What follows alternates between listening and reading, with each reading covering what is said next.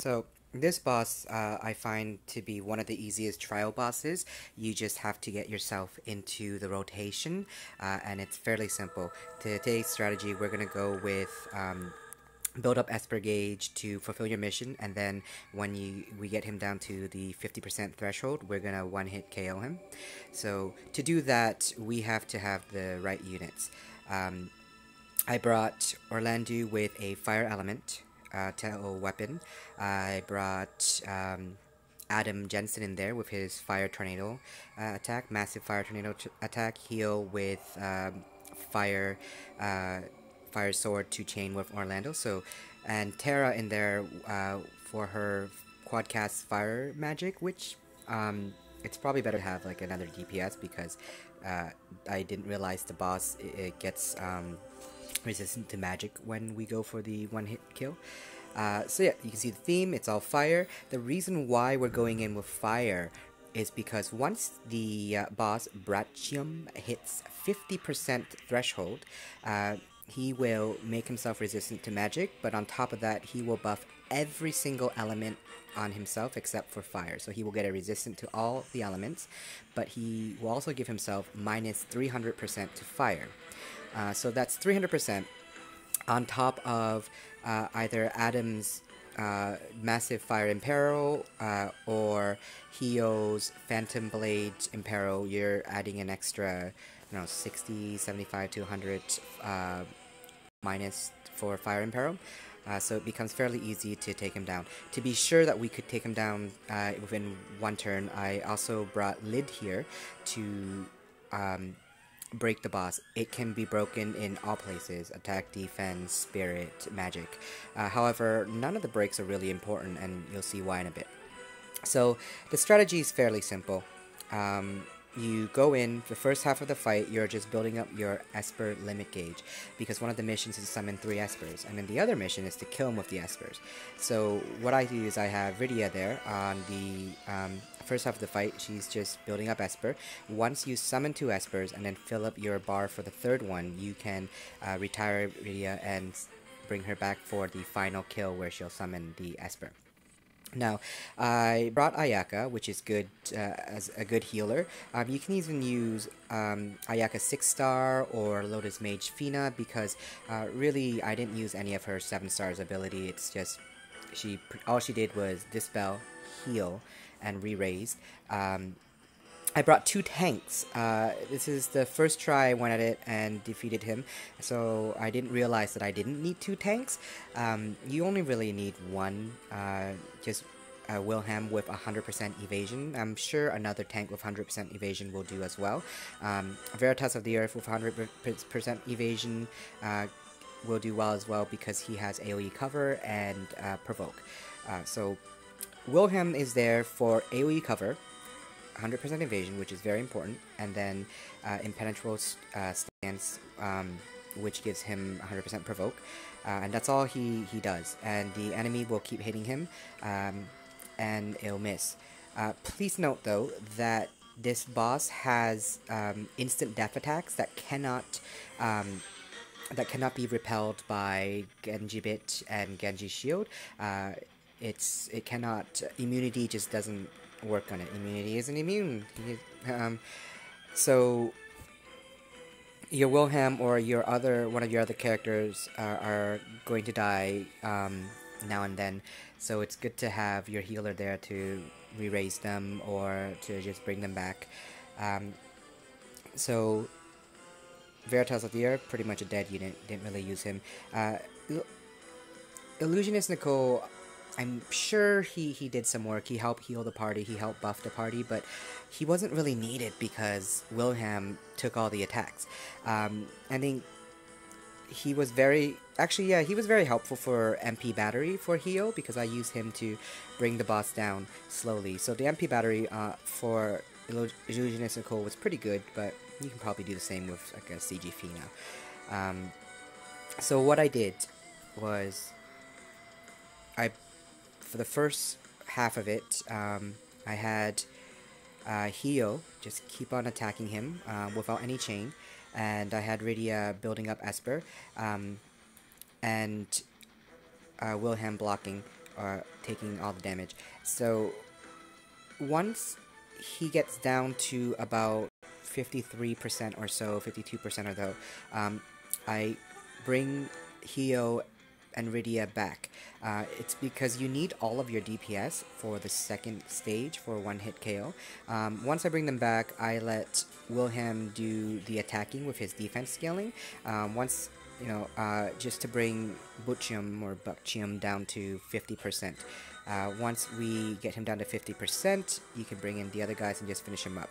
However, do note that it's probably best to have Lid somewhere within the 53 to 50% when he hits his threshold. Use her limit burst to break him. That way you'll have an easier chance to kill him. One thing you do want to note is that he does buff himself, and he puts a dodge buff on himself as well as a defense spirit attack magic buff on himself. So if you can, dispel that first and then let Lid come in. Once he hits his 50%, you don't really care about your party. You just, they can die and you can just bring in the DPS and kill them all, along with the summon. Yeah, and it's just really easy once you get the rotation. If my explanations aren't good, just watch the video. It's only 21 minutes, and you'll get the hang of it. It's all over the place, but you'll get the hang of it. It's fairly easy. Yeah. If you have any questions, let me know in the comments, or just yeah, whatever. Cool.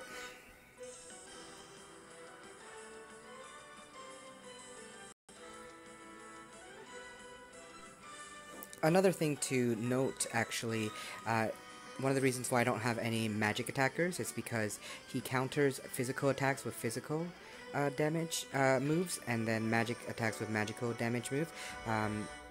And since I don't have a magic tank, I did not bring any magic damage dealer until for the second stage, which it's probably better to have physical anyways. I didn't...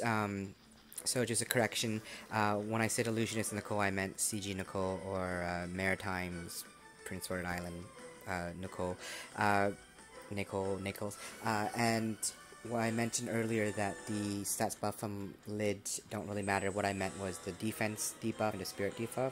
The defense debuff matters, but attack and spirit and magic didn't really matter because Wilhelm or your evasion tank will be taking it all anyways.